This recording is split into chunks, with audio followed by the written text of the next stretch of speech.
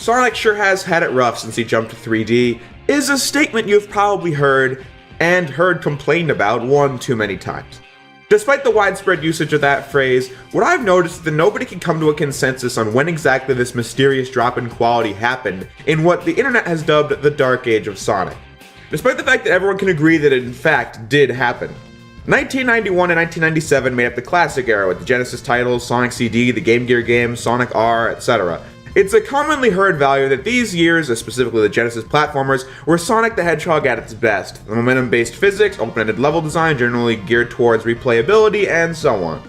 At this time, the character was so new there wasn't much controversy surrounding him in the larger gaming media. Sonic was just expected to produce AAA quality games.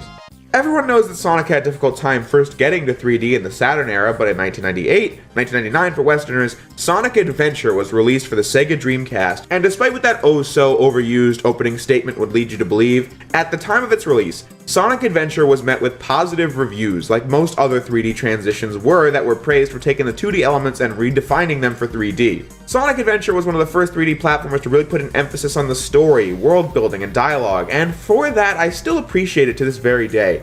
This definitely began a new era for Sonic that I will dub the Adventure era, with reasons to come in a moment. The sequel, Sonic Adventure 2, was released to the Dreamcast in 2001, the last first-party game released for the system, and it was a smashing success in the eyes of the critics, being described as one of the best Sonic games ever made. I mean, IGN gave the game a near-perfect score, with a quote that is retroactively really funny coming from them. It goes, "If this is the last Sonic game in these declining Dreamcast years, it's satisfying to know that the Dreamcast didn't go out with a bang, but a sonic boom." The Sonic Advance series in the GBA was seen as a refreshing return to 2D form, a style that had been dormant for years.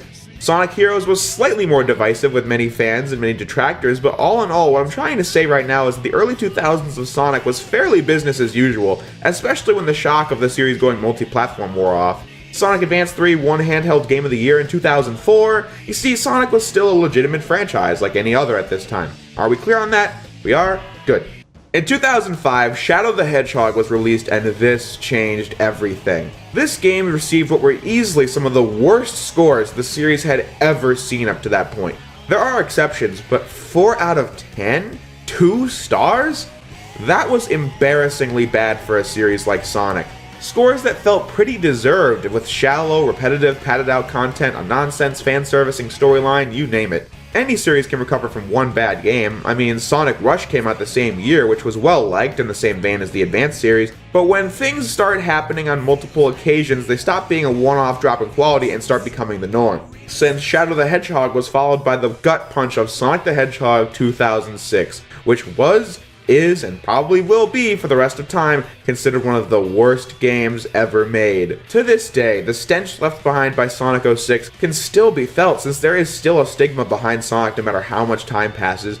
No matter how irrelevant the game is to the series' current path, Sonic 06 suddenly became the model of how far Sonic had supposedly fallen since 3. Around this time, the Rush games might have been well received as quality, but everything else was just considered mediocre to downright terrible, which included main games like Sonic 06, Shadow, or Secret Rings, the third act of the main series Gut Punch, dropping on the Wii in 2007.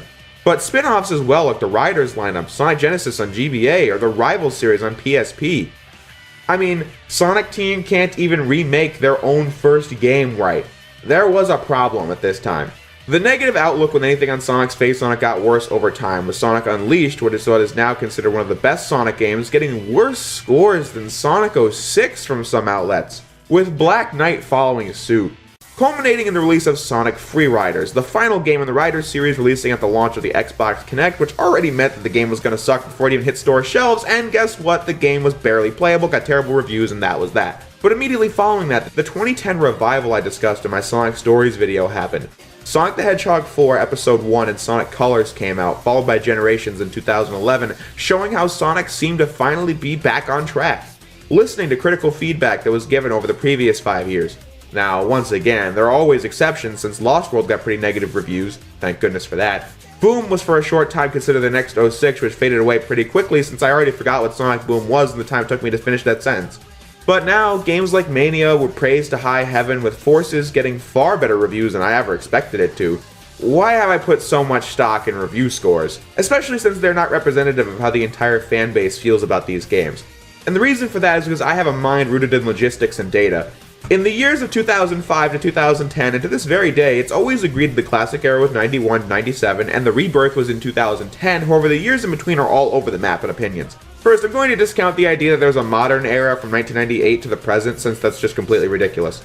The franchise has changed so much since then that it cannot possibly be considered the same era. Now anyway, like I said, it's agreed upon that there was a Dark Age of Sonic. However, when looking through discussion on the topic, some say that it started with Sonic 06, or Sonic Genesis, or Shadow the Hedgehog, and so on. But then others will also claim it starts with Heroes, or Advance 3. Some even date it back to Adventure 1 or Adventure 2.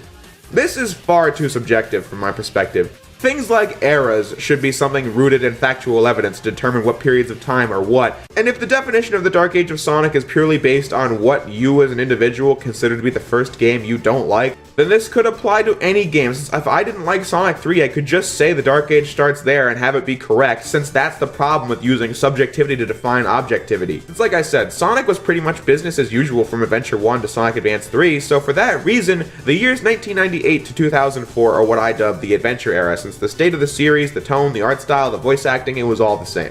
I don't have to like every game since I don't like Advance 2 or Battle, but they are a part of this era.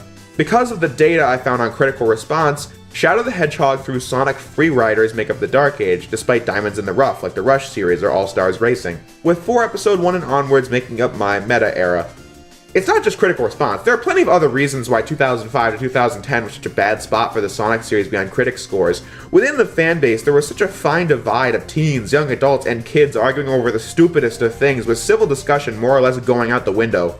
Silly things such as Classic Sonic vs. Modern Sonic, the switch in Shadow the Hedgehog from the original Sonic Adventure voice cast to the 4Kids cast as seen in Sonic X, and the many debates over the Sonic fan characters, which got their start from Shadow in SA2, but really kicked off once he got his own game and more characters like him cropping up in every game. Classic versus Modern was a big one, which seemed like fans arguing about design, but of course during the meta era, the debate was only legitimized by Sega and the Sonic team. But I could complain about that all day. The Dark Age of Sonic stands as a shining example of the low bar of quality the series fell down to. However, does that have to change how you feel about these games? Absolutely not. I started this discussion back in my storytelling and Sonic video, but honestly, I can see many reasons to give these games credit, as I see the developers trying to keep the spirit of Sonic in most, if not all, of these games, with new, fresh plot lines, locations, and exciting set pieces. It didn't always work, since in my opinion some of these games are terrible, but after really looking at the meta-era garbage we've really been getting, I find these games to be really refreshing.